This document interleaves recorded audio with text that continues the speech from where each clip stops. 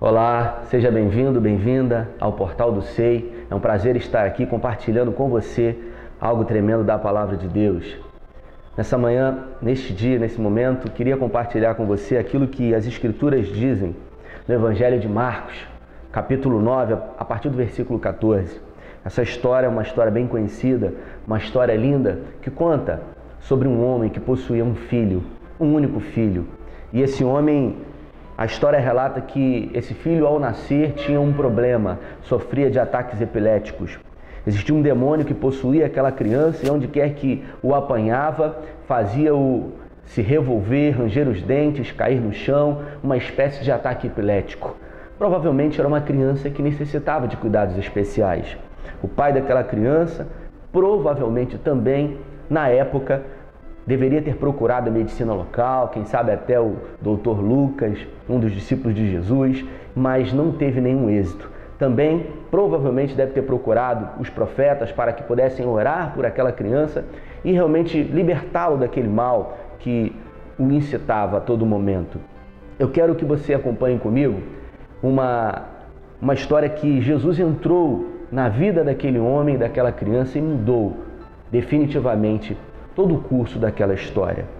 Diz que o pai daquela criança ouviu falar de Jesus, um homem que curava, que libertava, que andava com os seus discípulos e que libertava até mesmo pessoas da morte física.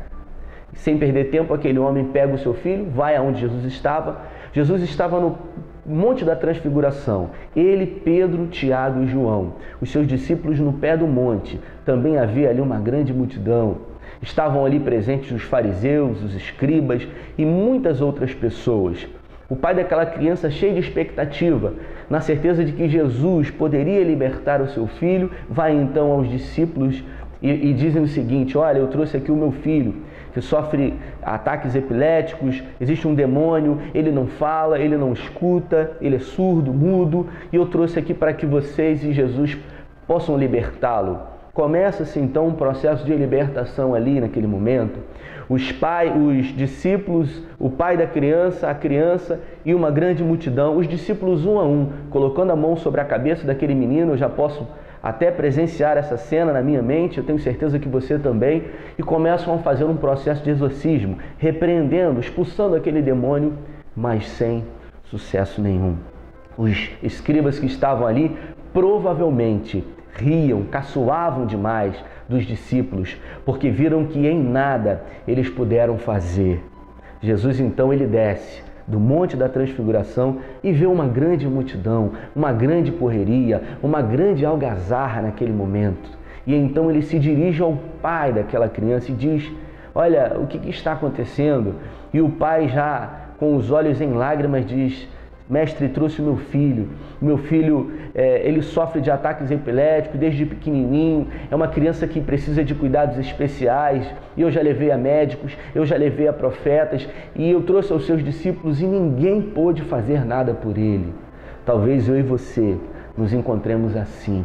A quantos lugares você já foi em busca de solução para o seu problema? A quantas portas você já bateu para que pudessem fazer alguma coisa por você, mas ninguém pôde fazer? Eu quero dizer para você que Jesus, através dessa palavra, pode mudar a história da sua vida. Jesus, ele se dirige ao pai daquela criança e diz uma frase que determina a mudança de história daquela vida. Ele diz: se tu podes crer, tudo é possível ao que crê. Só que o pai daquela criança, ele fecha os olhos. Eu creio. Existe um ponto de exclamação depois da frase de Jesus, quando Jesus diz para ele: se tu podes crer, tudo é possível ao que crê. E ele fecha os olhos e ele já vê que não existe mais fé no coração dele, por estar na presença dos discípulos e até mesmo os discípulos de Jesus não poderem fazer nada por ele. E ele diz: Senhor, eu creio, mas eu não creio de coração, ajuda a minha incredulidade. E Jesus, quando recebe aquela frase, Jesus ele opera um milagre, porque Jesus ele quer saber o que está no seu coração.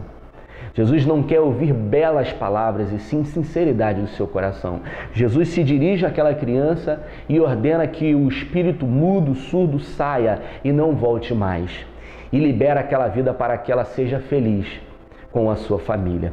Assim Jesus quer fazer com você, mudar a sua história. Basta você orar e entregar de coração todo o sentimento do seu coração concernente a tudo o que passou na sua vida. Eu tenho certeza que essa palavra vai abençoar muito a sua vida. Muito obrigado, fique com Deus.